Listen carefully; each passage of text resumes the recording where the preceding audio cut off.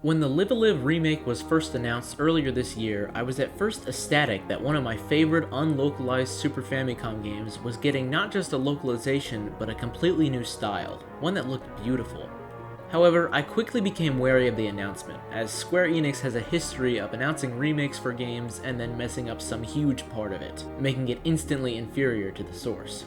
I was curious how much would be changed or even censored in this remake, and as it turns out, a lot would be. I'll be going over every change that I think has a notable impact on the experience, what I think of the change if I have a strong opinion, and I'll close the video with a conclusion on the most apparent strengths and weaknesses and my preferred version, all without spoilers, of course. I'll be comparing the remake to the fan translation of the Super Famicom game done by Eon Genesis. However, in the specific situations when I mention the translation, I'll present the original Japanese text of the Super Famicom game and what it means for the sake of context and clarity. I understand that some won't care about every one of these changes, so I've put timestamps in the description to allow you to skip around if you'd like. If you do plan on cutting to the end though, I recommend you first skip to the section where I discuss the major translation failure this game sports, as it is one of the biggest gripes I have with the game and should not be missed. Getting started, there's a couple changes I want to get out of the way first. These changes make a big difference and can be toggled off in the options menu, so I thought it shrewd to mention them first. The remake now features tutorials. These are little text boxes that show up at relevant points in the game and detail the functions of certain mechanics. Without exception, I would advise these be turned off. You'd expect them to function like any other tutorial, covering basic info that you wouldn't otherwise know about. However, these tutorials are a massive disservice to the player, as they spoil so much of the game. Optional events that expected you to use your head are now solved for you before you even get a chance. I could list every moment these tutorials spoil, but I'll give just one to show you exactly what I mean. In the original game's Edo, Japan chapter, you eavesdrop on a superior instructing his guards that the current password is river, and you're shown what happens if someone answers incorrectly. The superior closes off his speech by saying, "Remember to listen for the bell." He says this because the password is river now, but will change when the bell rings. You're expected to piece together that, in this lecture about passwords, his conclusory statement about a bell must be related. You are never told this, you're just expected to figure it out. In the remake, with tutorials on, as soon as the superior finishes speaking, you are shown a text box that directly explains all of that intricacy to you, instead of letting this puzzle proceed as intended. This happens several times throughout the game, thus I would highly recommend turning them off immediately. The other notable change is that you now have a mini-map on by default, or a radar as the game calls it. My biggest issue with this is that it uses waypoints to tell you exactly which loading screens to pass through to get to the next objective. And when on that screen, it tells you exactly where to go or who to talk to progress. A similar issue, it ruins some of the intended experience, especially in the chapters that are predicated on exploration. The game is intuitive enough that you will never need this minimap, much more so than other RPGs of that time. I would recommend leaving it off for the whole game, but if you find that too extreme, then I would at least turn it off before doing the Edo Japan, Near Future, and Distant Future chapters, as all of those feature exploration as a very major part of the chapter. One more thing about the options, you can change the voiceovers to Japanese or turn them off entirely. I'll go into more detail about what I think of these options and why later, but I wanted to make it clear that you are not stuck with the English voice acting before I finish this section about urgent information. Note that the voice acting language can only be changed from the title screen setting menu, while the volume setting that lets you turn off voices entirely can be edited at any point. On to more general changes, I'll start with the cutest thing in the original game that was omitted. Squaresoft! Not sure why this couldn't have been changed so that the voice says Square Enix instead. The opening scene before the title screen is different now. Before, it showed some out-of-context scenes from the beginning of each of the chapters. I love these, though some were strange choices, like this random conversation from the Wild West chapter that doesn't really mean much. But seeing, "Actually sir, he has been with us this entire time," and watching a ninja drop from the raptors left a huge impression on me my first time playing. These little scenes are so memorable and set the stage for each chapter well. It's replaced with very brief action shots of each chapter, each no longer than a couple seconds. I prefer the original intro. The silent scenes felt like they were hiding so much mystery. However, I can understand why this was changed, and the new one is good in its own way. The character select screen is a bit different. Each character now stands on a small pedestal made of materials relevant to their chapter in some way, and flipping through your options shows you a few of the set pieces of that chapter. You are no longer told the genre of the chapter as before, like sci-fi or cowboy. When a character is clicked on, the pedestal beneath them expands into a fuller background. The plastered backgrounds from the original select screen are now missing. I miss these simpler backgrounds, like the wall full of wanted posters when you hover over the Wild West chapter. But this new effect of terrain expanding from each character's pedestal is quite inspired as well. Now, when you finish a chapter, you can go back and replay it anytime you want. Tips are now displayed during loading screens. However, the loading screens are so short that you'll never be able to read any of them. You can always review them from the menu later if you want, but it's kind of funny that they even put them in the loading screens at all, since that's never where you'll be reading them. There's some actual tips on how to play the game, but most of them are just supplementary information about a chapter's location or characters. There are specific display settings you can adjust now. You can now quit chapters in the middle and resume them later if you want to try a different one. This change seems unnecessary as all of the chapters are short and self-contained, but it doesn't hurt anything. You can have cutscenes advance the text automatically when the voiceover is through, so that it plays without you having to touch your controller. And you can skip through any stretch of text boxes, story cutscene or otherwise. The game has an autosave feature now that activates every time you go through a loading zone, and it's completely separate from your manual saves, so it'll never cause you any problems. The water looks so good! The new menu's user interface is a whole new screen. It tells you the location you're in and gives you a visual on the side of the screen that changes depending on your progress in the chapter. Your cursor is a flame that surrounds whatever button you hover over, and the color of the flame depends on the chapter you're in. This color also applies to things like your victory screen text color and the color of your EXP bar. This is cool. I imagine it was added to compensate for all of the chapter distinctions that were cut. The original game had a menu cursor that would vary depending on your chapter. It would be a panda in Imperial China, then a wrench in the Distant Future chapter, etc. These icons are now used to represent which chapters you've beaten on your save file, but I don't see why it couldn't have done both of these things, or just used the character sprites for your save data like in the original game. Even worse, though, is that the font for every chapter is now the exact same. Gone are the wonderfully stylized fonts that distinguish each chapter. I have no idea why this was changed either. Maybe they blew all their budget on those water graphics. Enemies explode into purple smoke now instead of just shrinking away. This could have been a cool opportunity to reintroduce some of those chapter differences. Like enemies killed in the Wild West could blow away like sand in the wind, or enemies in prehistory could turn into fossils. Another thing that's decidedly worse is the new equip screen. The original had this cute sprite and the relevant body part would flash when you moved your cursor over it. I don't know of any role-playing game on the Super Famicom or before that had such inventive UI, so I'm all the more confused as to why this was replaced with these horribly generic icons. All items now have flavor text, and items you can pick up on the overworld now sparkle. That second change is mostly fine, however, the preparation scramble in the Wild West chapter is now much worse because of it. Gone are the days of frantically rummaging through every barrel and cabinet to make sure you don't miss a shovel or something. It all becomes very rote. Enter a building, go to the sparkles, leave. Battles now begin with this dramatic camera whip. Battle sprites now have idle animations, and there's a little dash animation when you move from one tile to another. Stats have been renamed to be a bit clearer on what exactly they do. The battle system is also generally a lot clearer than before. Attacks have detailed descriptions of exactly what they do, their damage range, and their charge time. Turn order is now shown in these yellow bars, which is a change I really appreciate. It was always weird when enemies would seemingly attack you out of nowhere while you were just moving around the field. After battles, you can now see how much experience you earned and what stats increased when you level up. Both party members and enemies will sometimes say voice lines after doing an attack, though these are pretty forgettable. Now come the fireflies! The writing for these quips isn't great, but the often inadequate voice acting is really what makes it lacking. Take this! And this! Some aren't too bad though. Just shrugged it off! I don't like your face! Some of the attack names have been translated differently, but there are way too many changes to list. Just one example, the attacks in the Imperial China chapter are now translated into actual names instead of just being a plain transliteration of Chinese words. Weird piece of trivia though. Jackie has this move, Ogre Grip, that he sometimes uses as a counter.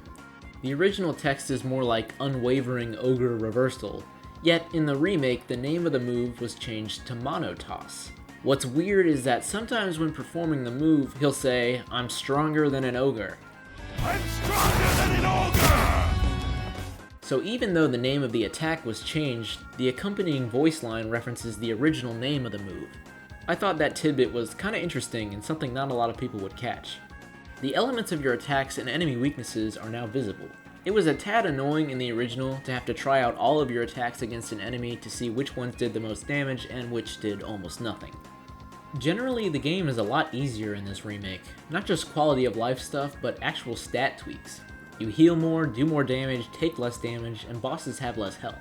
Just as important, enemies also don't chase you around the way they used to. This is a huge change because ranged attacks are now much stronger and you can retreat and heal up very easily if you need to. I don't mind this too much, as Live a Live was always more about the discovery and narratives rather than a traditional RPG experience. However, I will say this really changes the way the martial arts chapter plays out. It used to be a tense boss gauntlet that required careful planning and intentional decision making, but with these changes it's become a total cakewalk. You can now fight the bosses in any order and do just about anything and still win because of how strong you are. Plus, you're now told all of the weaknesses and resistances of an enemy in the new battle UI, further trivializing these fights. Of all the changes in the remake, the way that this chapter gets all of its tension and challenge stripped from it is one of the worst. I'll talk about the new presentation now. Speaking generally, most things look a lot better than before. Not just the increased resolution, but also the impressive lighting, depth, shadow, and blur effects that are in the other HD 2D games. All of the new attack animations look great. This new presentation shines brighter in some parts more than others. The castle complex in the Edo Japan chapter looks amazing, and you're now given this frontal view that lets you take in the whole breadth of the place instead of the limited top-down perspective. It's especially noticeable when you first start and run up the pathway leading to the gate.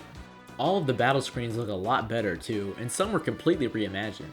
All of the arenas in the present chapter are redesigned to be more indicative of the relevant fighter and their home country, a fantastic revision. All of the tracks were rearranged too. Some sound a little better, others sound a little worse, but there aren't any far enough in quality from the original to mention. All except Kiss of Jealousy, the prehistoric battle theme.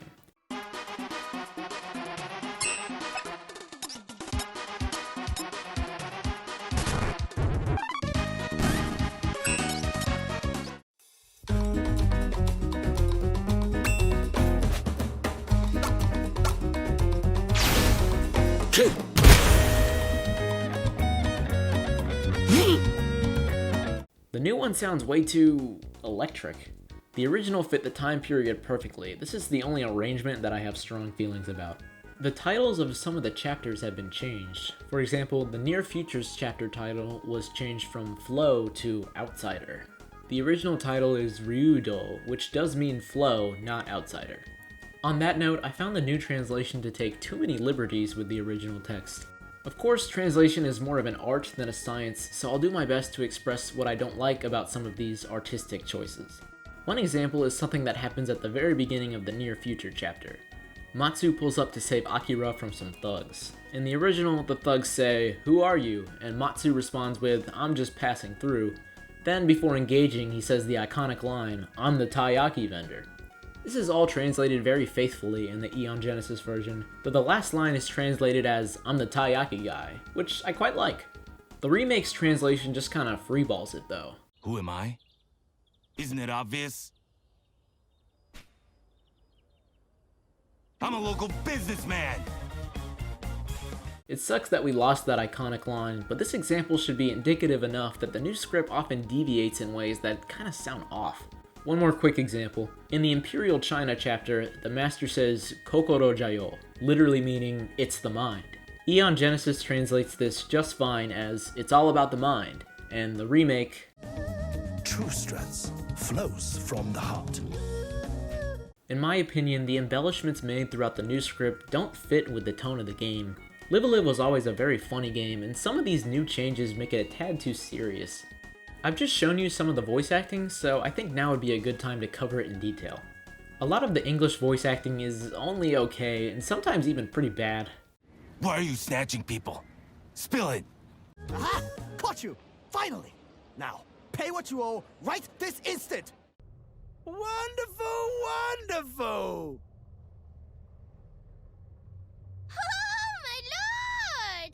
There are actually a few great performances, but those are unfortunately mostly restricted to minor characters.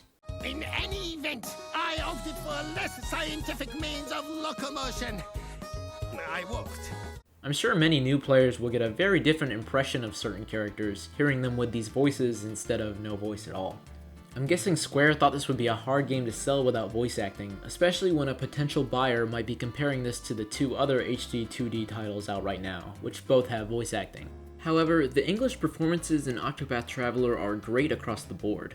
But if you're looking to ask questions of me, my good sir, you'll have to earn the right! I'm not sure why they were willing to pay huge money to hire voice acting stars like Patrick Seitz and Frida Wolf for that game, but not for this game. This stings even more if you listen to the Japanese voice acting, which is excellent and also features many high-profile actors like Takahiro Sakurai, the voice of Cloud Strife, and Kenji Akanabe, the voice of Koji Kabuto in Mazinger Z: The Impact. I won't complain too much though, as Japanese voice data is packed right into the game instead of an external download, and you can turn off all of the voices if you so choose. I will say though that the best overall English performance is in the Distant Future chapter. It still has a few quirks. You say that like it's a bad thing. But the otherwise above average performances in this chapter make those easy to forgive. I'll mention some of the chapter specific changes now. In Edo, Japan, you now have a map of the castle complex you sneak into. In the original, when you named your character, whatever you chose had Maru appended to the end of it. Maru was a Japanese suffix used for young men in this period, so the default name, Oboro, would become Oboro Maru. In the remake, the default name is simply Oboro Maru, and whatever name you pick doesn't have the Maru honorific added to it. Horse dung in the Wild West chapter is now localized as horse shit. Both are accurate translations, but I think the new one is much more fitting for the setting. There's a little side quest you can do in the Wild West chapter where you send Annie off to do something so you can go into her room and steal her undergarments. The Eon Genesis translation calls it her nightie, but it's censored in this remake, calling it her diary. If you were wondering why you could equip her diary on your body, that's why. This chapter now has a visual indicator of the time elapsed, instead of just the audio cues from before. One more for this chapter, and it's personal. There's a scene where the cowboy walks into the saloon for the first time. Everyone goes silent until one of the mariachi members starts singing Bésame Mucho. Bésame Mucho is a bolero song written in Mexico, one of the most important and recognizable songs in all of Latin music history, that became a huge hit among American pop and jazz bands in the 40s. There are hundreds of recordings of this song. It's really popular, and deservedly so. For whatever reason, the mariachi guy now sings, "I am the commander of the mares, I and I alone." I don't personally recognize this song. I would guess it's some notable mariachi tune. One of the many times where I just had to ask, what was wrong with the original script? Alright, Bésame Mucho rant over. I just had to proclaim this injustice publicly.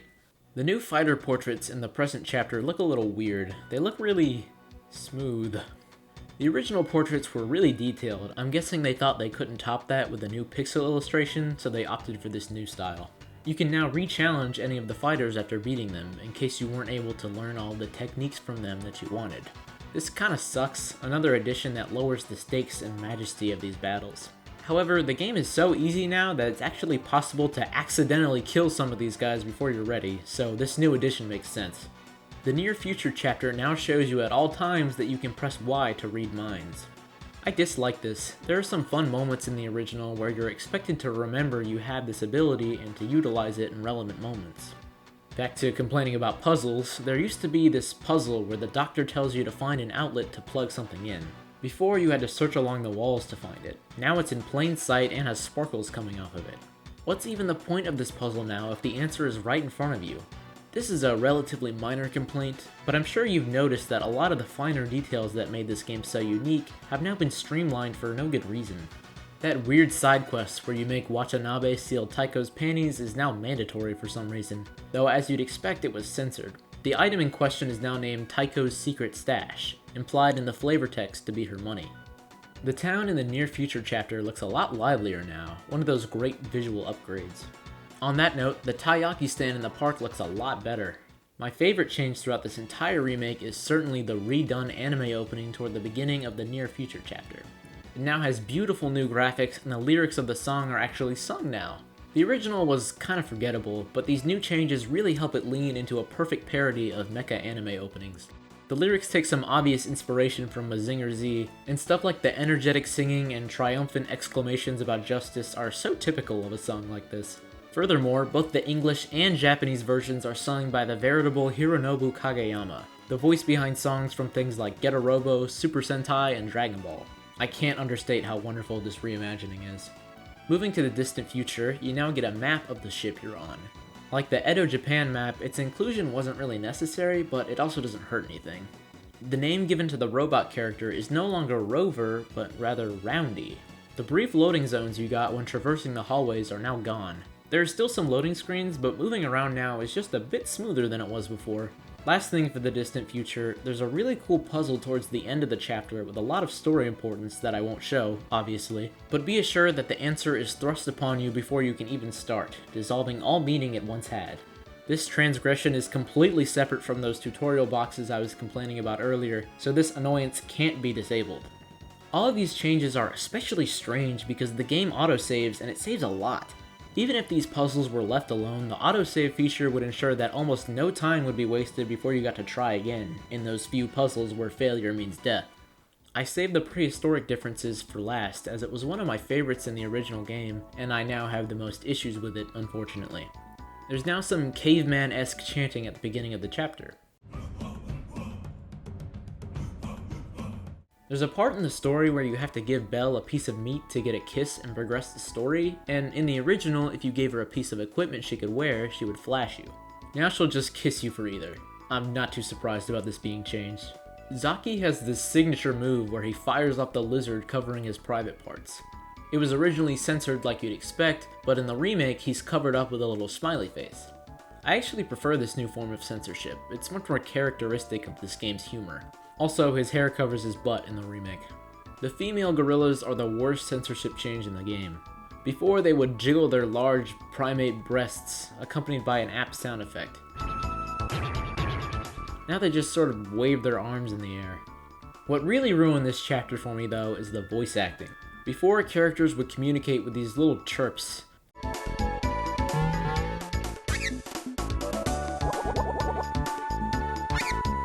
And now those are swapped for really out-of-place caveman-like grunts and moans.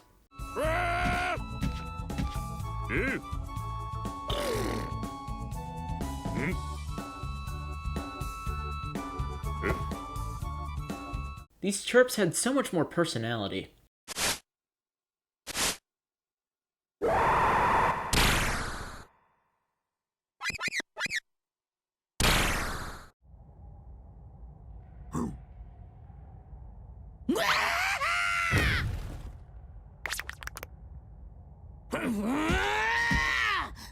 While I think these new voices hurt a lot of the humor in this chapter, I can say there is one new voice line that I really liked for Pogo.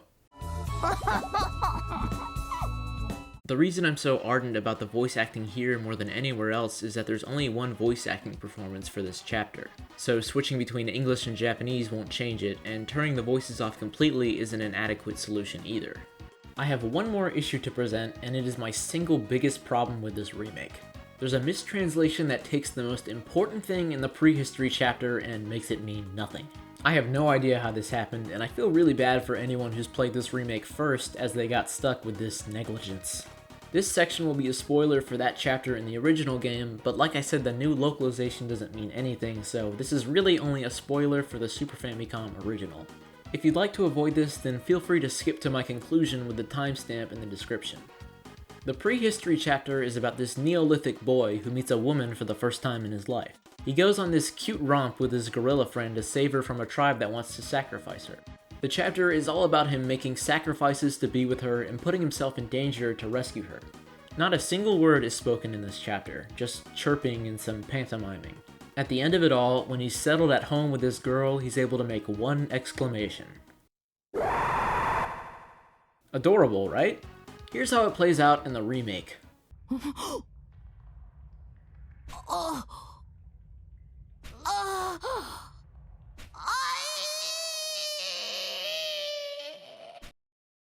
That's the killer. I would guess the reason this happened is that the Japanese word for love is ai, and so the translators interpreted him yelling "I" as an onomatopoeic exclamation instead of the reality that he was moved to so strong an emotion that he creates the first spoken word, love. I was so disappointed when I saw this mistake. That one word is what the entire chapter leads up to.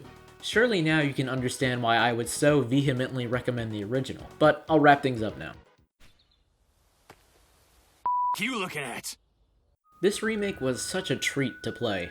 If you played the original, you'll really get a kick out of this new version. The new set pieces are gorgeous, and coupled with the sparse examples of genuinely great voice acting, they made me like certain parts of the game more than I did before. I'm disappointed that the new difficulty changes trivialize some really tense boss fights, but this eased difficulty might be a benefit to some. The original game was never hard, but it could get a little annoying on occasion. If you absolutely can't stomach an RPG from 1994, this remake is not a bad way to experience the game.